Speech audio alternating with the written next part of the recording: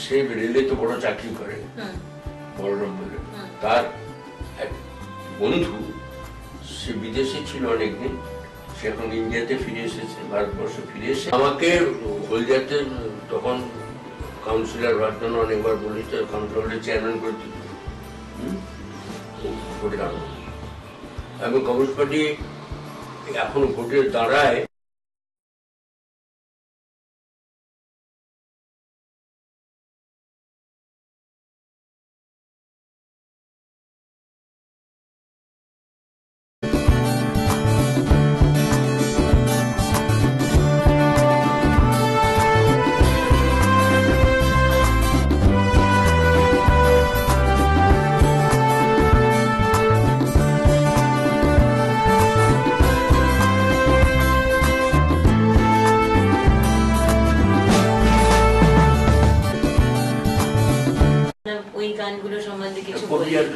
বাংলাদেশের কবি গানের ইতিহাসটা দেখবেন, গোলাম আওয়ার আরো অনেক বাংলা কাছে কবি গানের এটা নিয়ে চর্চিত হয়েছে বলে। আর এরা কিন্তু পশ্চিমবাংলা মূলত হাতিগ্রামের লোক, গোলামারা, হ্যাঁ, বর্ধমান এবং বর্ডারে, বর্ডারের যে গ্রামকার লোক, গুপ্তিপাড়া ওই অঞ্চলে গোলামারা মিষ্টির দোকান এখনো আছে ওখানে, গোলামারা কাঁচা বললাম। তা এটা বাংলা গানের লোকায়ত সঙ্গীতের একটা ধারা, কোনো আলাদা কিছু না। লোকায়ত সঙ্গীতের মধ্যে কবি গান আছে, তর্জা গান আছে, হ্যাঁ, পালা গান আছে, মঙ্গল কাব্যের গান আছে, এগুলো লোকগানের তো অজস্র বৈচিত্র্য। এবং এটা যদি তুমি জানতে চাও, তোমাকে বলতে পারি যে লোকগানের সামঞ্জস্য অনুযায়ী পশ্চিমবাংলাকে আমি ছড়াচ্ছি না আলোচনাটাকে, পশ্চিমবাংলাটাকে যদি আমরা তিনটে অঞ্চলে ভাগ করি, একটা হচ্ছে রাঢ় বঙ্গ, সেই কোন কোন জেলা পড়ছে, পশ্চিম মেদিনীপুর, ঝাড়গ্রাম, বাঁকুড়া, পুরুলিয়া, বর্ধমান পশ্চিম, বর্ধমান পূর্ব, বীরভূম, আর মুর্শিদাবাদ জেলার একটু অংশ কান্দি মহকুমা। এটা হচ্ছে রাঢ় বাংলা। রাঢ় বাংলার একটা কালচারাল সিমেট্রি আছে। তার কারণ কি, আদিম যে জনগোষ্ঠী এখানকার ছিল প্রো অস্ট্রোলাইট, মূলত প্রো অস্ট্রোলাইট জনগোষ্ঠীর লোক বাস করতে।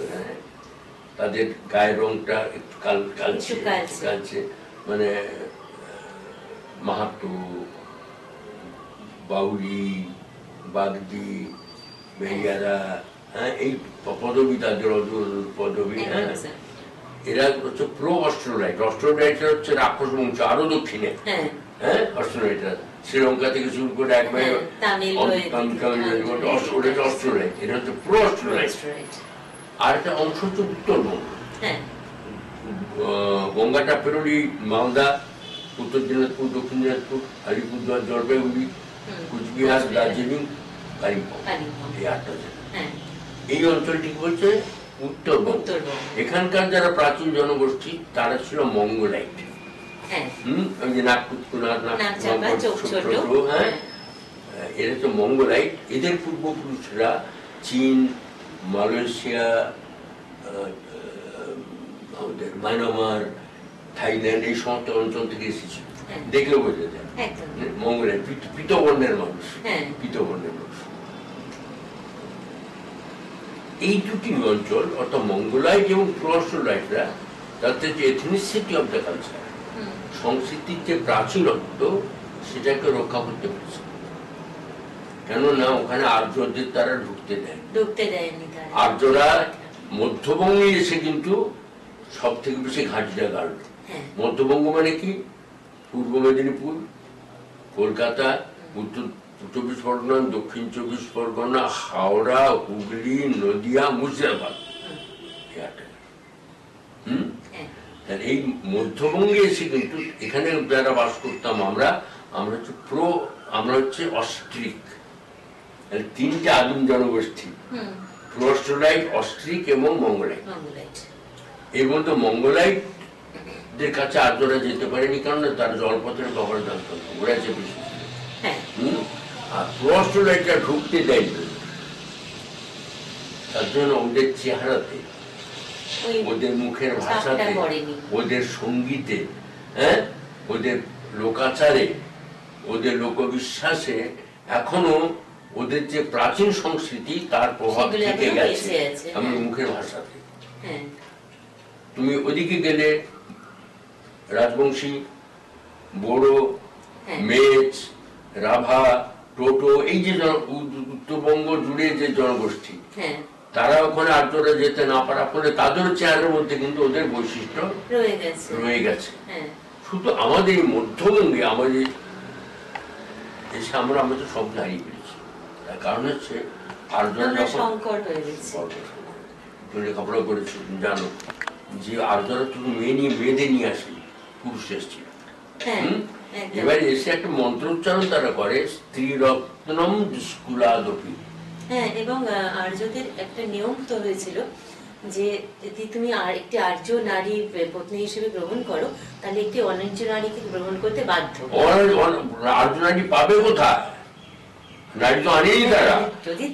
আমাদের প্রাচীন শাস্ত্র একান্ত নয়, দেখো আমাদের প্রাচীন কাব্যগ্রন্থগুলিতে দেখো আর্যপুত্র বলে সম্বোধন করছে স্ত্রী স্বামীকে। আচ্ছা, স্বামী কিন্তু স্ত্রীকে আর্য কন্যা, অনার্য কন্যা বলছে না, হ্যাঁ, আর্য কন্যা বলছে না, কিন্তু আর্যপুত্র বলছে। অর্থাৎ এখানে এসে তারা অনার্য রমণীদের স্ত্রী হিসাবে গ্রহণ করতে। ফলে যে বর্ণ সংকরের কথা বললে, এই বর্ণ, আচ্ছা তুমি কখনো বেটে পাঞ্জাবি দেখেছো? কালো রঙের পাঞ্জাবি দেখেছো? পাঞ্জাবি দেখোনি তো? তাহলে ওরা কিন্তু ওদের শরীর ফর্সা রঙের সাঁওতাল না, দেখিনি? আছে, নেই তা নয়, দেখিনি বলতে আছে কি, ওই ব্রিটিশদের ঔরসজাত সন্তান সামান্য, সেটা সামান্য, কিন্তু নর্মালি রাঢ়বঙ্গে খুব ফর্সা লোক দেখা যায় না। এই আমরা এই জায়গাটাতে আমাদের এই অস্ট্রিক গোষ্ঠীর মানুষেরা আমরা আমাদের সর্বস্ব খেয়েছে আর্যরা। আমাদের মুখের ভাষা খেয়েছে, আমাদের গান খেয়েছে, সংস্কৃতি খেয়েছে, খাদ্যাভ্যাস খেয়েছে, সবকিছু আমাদের আর্যরা শেষ করে দিয়েছে। ফলে আমাদের কোনো আত্মপরিচয় নেই। আর্য বলে নয় স্যার, যখন মুসলিমরা এলো তারাও আমাদের খেয়েছে অনেক পরে, তখন 500 বছর ইতিহাস, মুসলিমরা এসেছে 500 বছর ইতিহাস, তার আগে ইতিহাস পাল্টেছে অনেক আগে, অবশ্যই অনেক আগে, 2000 বছর আগে পাল্টেছে, কিন্তু তারপরেও আমরা ধরে রাখতে পারিনি। ওই যে বর্ণ সংকটটা শুরু হয়েছে, কিন্তু মুসলিমরা এসে দেশে কিছু হিন্দু রমণীকে বিয়ে করেছে মাত্র, কিন্তু মুসলিমরা আমাদের সংস্কৃতি গ্রাস করেন খুব একটা, বরং উল্টে তারা উল্টো হয়েছে। সব মুসলিমরা, তৈমুরলং, চেঙ্গিস খান, এরা সবাই তারা লুঠেরা, কিন্তু মোগলরা যখন, তাহলে রবীন্দ্রনাথ লিখতেন না, শখ সুন্দর পাঠান মোগল এক দেহে হলো লীন। তারা কিন্তু ভারতীয় হয়ে নইলে 500 বছর সাম্রাজ্য চালাতে পারত না, অবশ্যই সম্ভব ছিল না, এবং আমরা তারা ভারতীয় হয়ে গিয়েছিল, তাদের কালচারটা, তাদের এটা আমরা গ্রহণ করেছি, আমরা তারা নিয়েছে আমাদেরটা। আমাদের স্থাপত্যও দেখা যায় যে আমরা কিভাবে, শুধু না আমাদের, আমার মেদিনীপুরে আমাদের গানে বলুন, স্থাপত্যে বলুন, নাটকে বলুন, যারা পটশিল্পী, একদম পটশিল্পের যে গানগুলো, সেগুলো কিন্তু জাতিতে মুসলমান, একদম মুসলমান, তারা হিন্দু গান গাইছে এবং ওদের মেয়েরা 5 ওয়াক্ত নামাজ পড়ে এবং শাঁখা সিঁদুর পড়ে। হ্যাঁ, একদম। আর যখন তারা ওই একদম হিন্দু মাইথোলজি নিয়ে ছবি আঁকতে আঁকতে গানগুলো গাইছে, তখন কিন্তু একবারও মনে হচ্ছে না তারা মুসলমান, তারা একদম মানে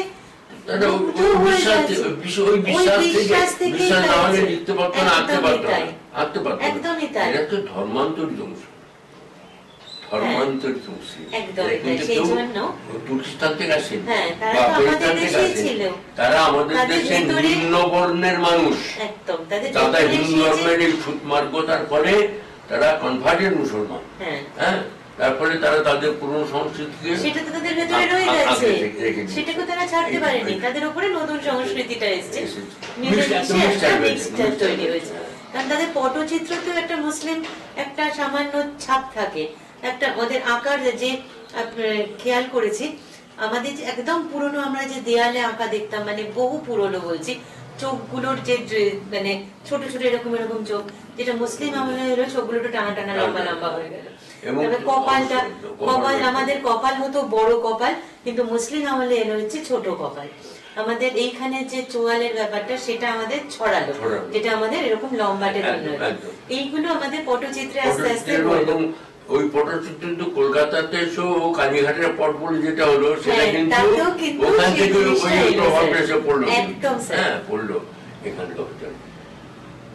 এখন বাংলার সংস্কৃতি, বাংলার কৃষ্টি, বাংলার জাতীয় চরিত্র এটা বুঝতে হলে কিন্তু পশ্চিম বাংলার বাঙালিকে দেখে তার বুঝতে বোঝা যাবে না। সব থেকে ভ্রষ্ট বাঙালি পশ্চিম বাংলা। আমি সারা ভারতবর্ষ, পৃথিবীর অনেকগুলি দেশ আমি ঘুরেছি, সে দেশের 3 পুরুষ 4 পুরুষ ধরে তারা বিদেশে আছে, বাড়িতে ফিরে কিন্তু বাংলাতে কথা বলে। হ্যাঁ, তাদের 4 পুরুষ ধরে ইংরেজি মিডিয়ামে তাদের ছেলেপুলের লেখাপড়া করে, বাড়িতে পৌঁছে কিন্তু তারা শুধু বাংলা নয়, সিলেটের লোকেরা যেখানে আছে সিলেট আঞ্চলিক ভাষায় কথা বলে, যেখানে ফরিদপুরের লোকেরা আছে ফরিদপুরি ভাষায় কথা বলে। তো অদ্ভুত ব্যাপার হচ্ছে, তুমি আমাদের এই মধ্যবঙ্গের বাঙালিদের দেখবে সে মুখের ভাষাটা হারিয়ে গেছে। একদম তাই। আজকাল তো স্যার বাংলা বলার থেকে ইংরেজি বলতে তারা বেশি গর্ববোধ করে, সাদা অনুভব করে। এটা খুব লজ্জার যে বাড়িতে বাবা মা বাঙালি, ছেলে মেয়েও বাঙালি, অথচ কথাবার্তা বলছে ইংরেজিতে, হিন্দি সিনেমার প্রভাবে হিন্দি বলছে। ব্রিটিশরা কিছু ডিম পেরিয়ে গিয়েছিল, সে ডিমগুলো সবগুলো ফোটেনি তখন। হ্যাঁ, সেগুলো এখন মাঝে মাঝে 2-10টা 20টা ফুটে বেরোয়। হ্যাঁ, সেগুলো ফুটে বেরোচ্ছে এখন। তবে আমার ধারণা যেটা, পশ্চিমবাংলার বাঙালি হচ্ছে 10 কোটি। আমাদের সবাই ভ্রষ্ট নয়, কিন্তু আমাদের 6 কোটি ভ্রষ্ট আছে। আর পশ্চিমবাংলা বাদ দিয়ে আরো টোটাল সারা পৃথিবীতে বাঙালি আছে প্রায় 35 কোটি। আমি বলি যে হিসেবটা, পশ্চিমবাংলা 10 কোটি, বাংলাদেশ 17 কোটি, 27 কোটি। পশ্চিমবাংলার বিভিন্ন রাজ্য, ভারতবর্ষের বিভিন্ন রাজ্যে ব্যবহার করে আরো 7 কোটি বাঙালি। তার কথা হলো 27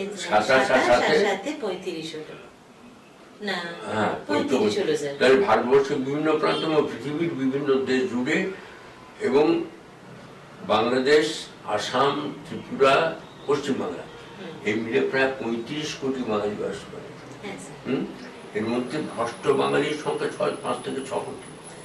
একটা জিনিস দেখেছি স্যার, যারা প্রবাসী বাঙালি তারা অনেক বেশি বাংলা প্রেমী, তারা একদমই আমি তো বলছি তারা এখনো ঢাকার লোকেরা 11 ভাষায় কথা বলে, আমি মেদিনীপুরের ভাষায় কথা বলি না তো, একদমই না।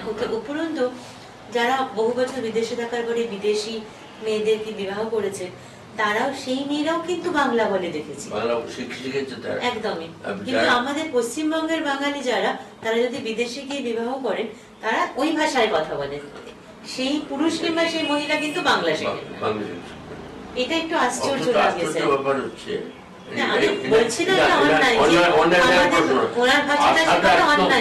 ভাষাটা বলা মাতৃভাষা, পিতৃভাষা কোনো ভাষা হয় না, মাতৃভাষা। আমি তোমার সাথে এতক্ষণ যে ভাষা কথা বললাম সেটা না আমার মাতৃভাষা না, সেটা আমার মাতৃভাষা নয়। আমি সুবর্ণরৈখিক উপত্যকার মানুষ, মেদিনীপুরের সুবর্ণরেখা অধ্যুষিত যে জমি, যে ঝাড়খণ্ড থেকে ঢুকে মেদিনীপুরে গিয়ে উড়িষ্যা থেকে মিশেছে বালেশ্বরে, এই দুদিকে যে জনপদ, তার ভাষা আমার মায়ের ভাষা, সেটা আমার মাতৃভাষা। আমার মাতৃভাষাটাই এই আমরা এখন যে বাংলায় এটা একটা বলছি সেটা নয়। এটা কোনো অঞ্চলের ভাষা নয়, না, এটা নদিয়ার শান্তিপুর অঞ্চলের একটি অঞ্চলের ভাষাকে কেন্দ্র করে ল্যাবরেটরিতে তৈরি একটি ভাষা, কেন্দ্রীয়ভাবে সাহিত্য চর্চা করার জন্য, এবং সেটা ভাষাবিদদের দিয়ে বানানো। হ্যাঁ, আমার মা যে ভাষা তো আমাকে সাথে কথা বলতো, আবার বলছি পিতৃ ভাষা বলে কোনো ভাষা হয় না, সন্তান তো মায়ের কাছেই বড় হয়, মায়ের কাছেই বড় হয়, মার সাথে কথা বলে। সারা পৃথিবীতে বাবা, এই উচ্চারণটা, সম্পর্কটা বাবা কোথাও ড্যাড কোথাও ফাদার, কিন্তু সারা পৃথিবীতে জুড়ে যখন শিশু জন্মগ্রহণ করে, প্রথম যে শব্দটা সে উচ্চারণ করে তার মুখে, সে আফ্রিকাতে হোক, আমেরিকাতে হোক, ইংল্যান্ডে হোক, ফ্রান্সে হোক, ভারতবর্ষে হোক, মা, আমার মা। প্রথম যে শব্দ বলে সে কেঁদে উঠে মা, মা, সে যে জাত হোক না কেন, যেমন তার গায়ের রঙ হোক না কেন, তাহলে মাতৃভাষা হয়, পিতৃভাষা হয় না। সন্তান মায়ের করে বড় হয়। তাহলে মাতৃভাষার রক্ষার ক্ষেত্রে আমরা খুব যত্নবান নই। আমরা একটা সংগঠন তৈরি করেছি ওই সুবর্ণরৈখিক উপত্যকাতে। সংগঠনের নাম হচ্ছে মনকার ভাষা, মনকার গর্ব। আমাদের ভাষা আমাদের গর্ব। তার এখন সদস্য সংখ্যা প্রায় ৬৮,০০০। আমরা একটা সিদ্ধান্ত নিয়েছি, আচ্ছা দুটো ময়মনসিংহের লোক কলকাতাতে দেখা হলে কি ভাষা কথা বলে? চট্টগ্রামের লোক কলকাতায় দেখা হলে কি ভাষা কথা বলে? আমরা কেন দুটো মেদিনীপুর লোক এখানে দেখা হলে কলকাতার ভাষা কথা বলি? আমরা স্থির করেছি, আমরা মেদিনীপুরের ওই অঞ্চলের লোকের সঙ্গে যখন কোথাও দেখা হবে, তখন আমরা ওই মনকার ভাষা মনে করবো, মনকার ভাষা মনে করবো, রেখে কেমন আছু, কবে আসছু, এই ভাষাতেই কথা বলছি আমরা এখন। এবং কি যে উৎসাহ, এবং এই সংগঠনটি তৈরির কি ইতিহাস আছে। সে রেলে তো বড় চাকরি করে, বলরাম বলে, তার এক বন্ধু, সে বিদেশে ছিল অনেকদিন, সে এখন ইন্ডিয়াতে ফিরে এসেছে, ভারতবর্ষে ফিরে এসে সে একটা বড় কর্পোরেট কোম্পানির এখন এমডি, ম্যানেজিং ডিরেক্টর। দুই ক্লাস ফ্রেন্ডেরা, সহপাঠী, একই গ্রামের ছেলে। ও খবর পেয়ে রেলে চাকরি করেছে, দেখা করতে, হাওড়া পোস্টিং ছিল, দেখা করতে গেছে, গিয়ে ওকে ওইখানকার ভাষাতে কথা বলেছে, কিরে কেমন আছো, কতদিন পরে তোর সাথে দেখা হইলো। হ্যাঁ, সেই কর্পোরেট অফিসারটি এই অফিসে এইসব কথা বলবি না, মান সম্মান থাকবে না। ও তখন চিৎকার করে বলেছে, বললো রে সৌর বাচ্চা, হ্যাঁ নিজের মায়ের ভাষার কথা বলতে তো জাত চলে যাবে, নিকুচি করছে তোর। ওই সংগঠনটা করার উদ্যোগ নিল, কিন্তু যে সংগঠনের নাম মনকার ভাষা, মনকার গর্ব। হ্যাঁ, এখন ওই ভাষাতে গান লিখছি আমরা, নাটক, আমি তো ইতিমধ্যে 6টা নাটক লিখেছি ওই ভাষাতে। আমি গানটা লিখি, এখন লিখিনি, এখন ওই ভাষাতে। হ্যাঁ, আমি নাটক লিখেছি ওই ভাষাতে, প্রবন্ধ লিখবার চেষ্টা করছি এই ভাষাতে। এবারে আনন্দ পুরস্কার পেয়েছে যে বইটি, হ্যাঁ, শুনি আমাদের সুনীল জানার, হচ্ছে ওই ভাষাতে লেখা। আমরা এইভাবেই তার ভাষার রূপটাকে বাঙালিত্ব করে করার চেষ্টা করছি। আরেকটি কথা বলবো, আমি একটা প্রায় 15 বছরের ভাবনা আমার, আলটিমেটলি আমি একটি প্রতিষ্ঠান তৈরি করেছি, পান্থ পাদব নাম দিয়ে। সারা পৃথিবীর এই 34 কোটি 35 কোটি বাঙালির সাংস্কৃতিক আশ্রয়ভূমি বোলপুরে তার হেড অফিস তৈরি হচ্ছে। ইতিমধ্যে 16 বিঘা জায়গা আমরা কিনেছি, ফেলেছি 16 বিঘে, আরো 7 বিঘা জায়গা গতকালই কথা হয়েছে কিনবো। স্কুলের সাথে 23 বিঘে জমির উপরে আমাদের এই প্রতিষ্ঠান গড়ে উঠছে। একটু একটা অনুরোধ স্যার, যখন এটার মানে উদ্বোধন হবে আমাদের নিশ্চয়ই তোমাকে ব্রোশার দিয়ে দেবো আমি এখন একটা, আমাদের একদম স্যার, আমরা অবশ্যই যাব। আমাদের যেটা আমরা যেটা করতে চাইছি, আমরা 4টা আর্কাইভ খুব অতি মূল্যবান আর্কাইভ। আমার ব্যক্তিগত সংগ্রহে প্রায় 8,500 গ্রামোফোন রেকর্ড আছে এবং সবটা 78 আরপিএম। অসাধারণ। 5খানা কলের গান আছে, দমদা কলের গান।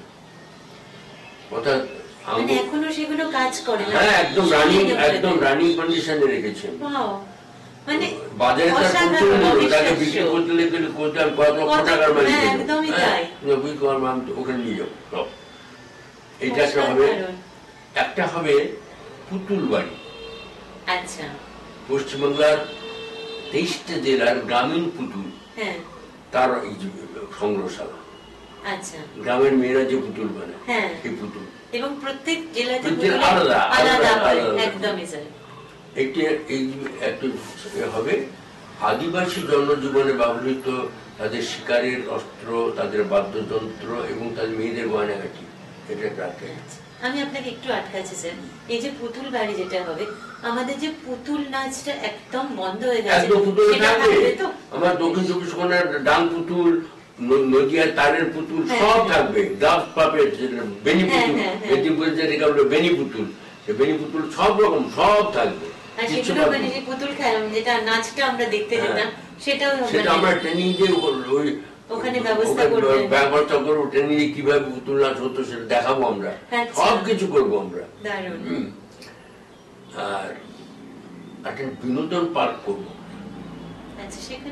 এই জন্য 7 বিঘা জায়গায় নিয়েছি। বিনোদন পার্কে আমাদের পশ্চিমবাংলার যতগুলি বিনোদন পার্ক আছে সেগুলো সবগুলো যে ইউরোপের অক্ষম অনুকরণ। আচ্ছা, একটা বাচ্চা যখন রাইড থেকে নামে তার চোখে মুখের দিকে তাকে দেখেছে, সেখানে আনন্দ না আতঙ্ক। আনন্দ অক্ষম, মানে সেখানে আতঙ্ক কাজ করছে। ওটার সময় নিজে উঠতে যায় না, বাপারও তোলে না, কোনো বাচ্চা খুব উত্তেজনা নিয়ে ওঠে, তারপরে আমরা যে বিনোদন পাঠটা করছি সেটার নাম আবোল তাবোল। সুকুমার রায়ের চরিত্রগুলো সব হেঁটে চলে বেড়াবে। হাঁস জাদু, বকচ্ছপ। আমরা চীনের সাথে কথা বলেছি, চীনের একটি প্রতিষ্ঠানের সাথে। ওরা বলেছে মিনিয়েচার ফর্ম তৈরি করে 15 ফোঁটা ছোট বানিয়ে ওরা দেখাবে। তুমি ট্যাঁস গরু ঘরে ঢুকলে ট্যাঁস গরুর গায়ের গন্ধ পাবে, ট্যাঁস গরু লেজ নাড়বে, ডাকবে, চোখ খুলে আবার বন্ধ করবে, এসব দেখবে। এবং ট্যাঁস গরু কবিতাটি সুকুমার রায়ের কণ্ঠে আবৃত্তি শুনবে।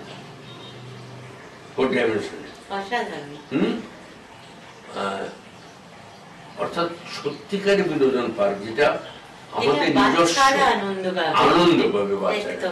পায়ের সামনে যে বকচ্ছপ ঘুরে বেড়াচ্ছে, হাঁস জাদু ঘুরে বেড়াচ্ছে, পুরো আবোল তাবোলটা থাকবে। এবং সেখানে যেতে হবে মহাকাশ যানে চলে, 8 মিনিটের মহাকাশ যান। অ্যাস্ট্রোনটের মতো পোশাক টোশাক করে তোমরা সেই আবোল তাবোলের দেশে নামবে, যেখানে ঘাসের রং লাল, পাতার রং। দারুণ ভাবনা স্যার, এটা মানে এটা অসাধারণ ভাবনা। আমরা আমাদের যে কমিউনিটি সেন্টার, আমরা প্রায় 40টা কটেজ করছি। আচ্ছা। এই কটেজগুলি আমরা একদম নির্মাণ মূল্যে আমরা দেবো মানুষদের, এবং যারা সকলকে দেবো, যারা মনে করতে পারবে যে এটা আমার প্রতিষ্ঠান, নেতৃত্ব আমার যে দায় আছে তাদেরকে। ওই এলাকাতে একটা কটেজ কিনতে গেলে এখন 42 থেকে 43 লাখ টাকা লাগে। আমরা প্রায় 600 স্কোয়ার ফিট কটেজ এখনো 22 লাখ টাকা দেখতে যাবো স্যার, তারা থাকবে, তার সব টাকা, গেস্ট রুম হবে, সব কিছু হবে, কোনো কিছু বাধ্য না। গেস্ট রুম থাকবে। আর ওই কটেজগুলি যারা নেবেন তাদের একটা আমরা প্রস্তাব দিয়েছি যে আপনি তো যে সারা জীবন থাকবে ওখানে থাকবে, বেশিরভাগ লোকই বেড়াতে যায়। আপনি বছরে 100 দিন ব্যবহার করবেন, বাকি 250 দিনকে চাবি বন্ধ থাকবে, কম লাগবে তো। ওই সময়টা আমরা ভাড়ার অর্ধেকটা পাবে কটেজের মালিক, অর্ধেকটা আমরা ইয়ারলি মেনটেন্যান্স এবং ইনোভেশনের জন্য কেটে রাখবো। তাদের মেনটেন্যান্স চার্জও দিতে হবে না, প্লাস হচ্ছে নিজের রোজগারও কিছু রোজগার। আমরা এইভাবে পরিষ্কার থাকবে। সবটা মিলে একটা আলাদা জগৎ তৈরি করবে। সেই জন্য এবং আমাকে বলে আমাকে অনেকে বলেছিল এত টাকা কোথা থেকে আসে। আমি বলছি 35 কোটি মানুষ, 1 টাকা করে দিলে তো 35 কোটি টাকা হয়ে যাবে। 1 টাকা করে এত মানুষের কাছে সংগ্রহ করা সম্ভব না? সম্ভব না, সেটা জানি। যে এতটা ভাবতে পারে সে ভাবতে পারে না। কিন্তু এই বাক্যটি উচ্চারিত হলে বুকে যে আত্মবিশ্বাসের জন্ম হয়, তার কাজটা সফলতার দিকে। আমি কিন্তু ভিখিরি মানুষ, আমি জীবনে সঞ্চয় বিশ্বাস করি না, অর্থনীতি ছাত্র, কিন্তু সঞ্চয় বিশ্বাস করি না। আমার কোনো সঞ্চয় নেই। আমার আজও আমার ব্যাংকে 3,000 টাকা আছে মিনিমাম আমার। কিন্তু 1,37,00,000 টাকা দিয়ে 16 বিঘা জায়গা কিনে সে মানুষের কাছে হাত মানুষকে বিশ্বাস করে দিয়েছিল। এবং বাঙালি আমাদের যে মূল ভাবনা, যে বাংলার সব ইতিহাস, তার লড়াই সংগ্রামের ইতিহাস, তার বিজ্ঞান চর্চার ইতিহাস, তার লোকপ্রবাদ, তার লোকগল্পগুলি, লোকগাথা, যে এই প্রজন্মের বাঙালি পৃথিবীর যে প্রান্তেই সে থাক, সে সত্যেন বসু, প্রফুল্ল রায়, মেঘনাথ শাহ নাম শুনবে না? সে ক্ষুদিরাম প্রফুল্ল চাকি, সূর্য সেন, পৃথিবীলতা বন্দ্যোপাধ্যায়, কল্পনা যোশী নাম শুনবে না? হ্যাঁ, তাহলে সমস্ত ইতিহাস বাঙালি ইতিহাস আমরা প্রিজার্ভ করে পরবর্তী জেনারেশনের জন্য রেখে যাব। সেই ইতিহাস দেখবে বাঙালি, তার ঐতিহ্যের সমস্ত ইতিহাস, তার গৌরবের সমস্ত ইতিহাস আমরা শুধু সংগ্রহ করা নয়, পরবর্তী জেনারেশনের মধ্যে তাকে সঞ্চারিত করব। খুব সুন্দর উদ্যোগ স্যার, কারণ বাংলার ইতিহাস গুছিয়ে রাখার মতো কেউ নেই, আমরা কেউ রাখেনি। আমি খুব সাধারণ লোক, কিন্তু আমি কিন্তু ভেবেছি অনেক বড়। আপনি খুব অসাধারণ কৃতি মানুষ, কিন্তু এটা ভাবি এইরকম যিনি ভাবতে পারেন তিনি কিছুতেই সাধারণ মানুষ হতে পারেন না স্যার। আর প্রত্যেক সোমবারে আমরা একটা ফেসবুক লাইভ করি পান্থপদকের পক্ষ থেকে। তাতে গান বাজনা হয়, আমাদের ট্র্যাডিশনাল গান বাজনা, প্লাস হচ্ছে ওই ব্যান্ডের গান গান হয় না, বাংলা গান, সঙ্গীত, কাব্য সঙ্গীত, আধুনিক গান, ব্যান্ডের গান প্রতি সোমবারে কোনো আলোচনা হয়। আলোচনা আমরা আহ্বান করি এবং সারা পৃথিবী ইতিমধ্যে 7টি দেশের লোক অনুষ্ঠানটি দেখে এবং 7টি দেশের যে বাঙালি সংগঠনগুলি আছে তারা আমাদের এই পান্থপদকের পেছনে দাঁড়ানোর দিল খোলা সমর্থন দিয়েছে, আশ্বাস দিয়েছে, আমরা আছি সঙ্গে। আপনি এবং বলেছেন, তা আমি তো বললাম তো, ফকির মনের 1,37,00,000 টাকা দিয়ে জায়গা কিনে ফেলতে পেরেছি, পা রাখার জায়গা। আর সারা পৃথিবীতে যেখানে সৃষ্টিশীল বাঙালি আছে, তার সৃষ্টিকে আমরা সারা পৃথিবীর প্রান্তে, বিনয় বলে একটু ছেলে আছে, ক্যালিফোর্নিয়া থাকে, দারুণ গান লেগে গায়, কিন্তু তাকে ক্যালিফোর্নিয়া বাইরে কেউ চেনে না। তার গান আমরা সারা পৃথিবীর বাঙালির কাছে পৌঁছে দেবো through a powerful web portal. Web portal আমরা ইনস্টল করবো, সেখানে আমাদের আন্তর্জাতিক মানের স্টুডিও হবে, তার মাধ্যমে আমরা সারা পৃথিবীর মানুষকে আমাদের চিত্রকলা, আমাদের সাহিত্য, আমাদের গান, আমাদের ছড়া, এগুলো সব সারা পৃথিবীর মানুষের কাছে পৌঁছে দেবো আমরা। এবং সারা পৃথিবীর একটা প্রান্তে বসে একটা বোতাম টিপে, আমার একটা ভাদু গান শুনতে ইচ্ছে হয়েছে বেড়াহের, হ্যাঁ, একটা বোতাম টিপে সারা পৃথিবীর যে কোনো প্রান্তে বসে একটি ভাদু গান এবং তার ইতিহাস সব কিছু শুনতে।